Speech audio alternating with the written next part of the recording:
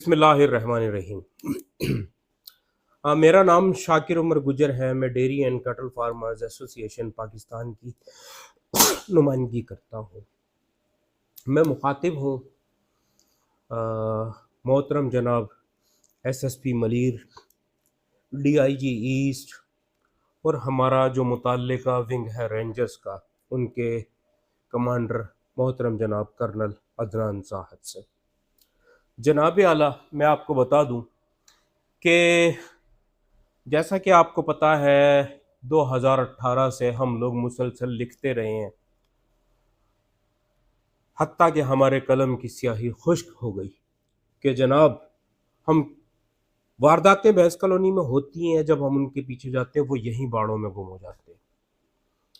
और यकीनी तौर पे उससे ये साबित होता है कि क्रिमिनल्स यहीं के लोग हैं।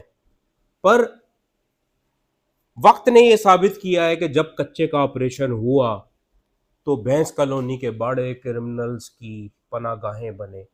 गवालों की सूरत में, सस्ती तनख्वाह की सूरत में गवाले रखे गए और उन्होंने पूरे कराची में कैटल कॉलोनी में उधम उठा के रखा।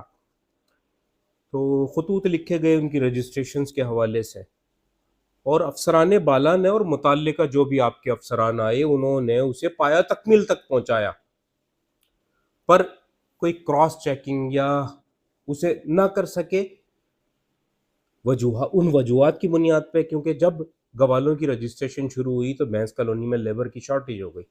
यकीनन क्रिमिनल्स भाग गए। पर अब जैसे ही वो रजिस्ट्रेशन मुकम्मल हुई है, कार्ड तो हम जारी ना कर सके क्योंकि मुखालफत हमारे अंदर से आ रही है। तो वो क्रिमिनल्स वापस आ चुके हैं और उसके लिए कोई ना कोई खातिर ख्वाह इकदाम करने होंगे। कोई काबिल अफसरान को यहाँ पे लाना होगा, यहाँ नफरी को बढ़ाना होगा, यहाँ के दाखिली और खारजी दरवाजों पे मुस्तकिल पिकेट्स लगानी होंगी और टारगेटेड ऑपरेशन करने होंगे। तो ये बात आप सब जानते हैं कि पथारेदारी भी यहीं होती है, चौकीदारी सिस्टम यहाँ राइज है अरसा दराज से।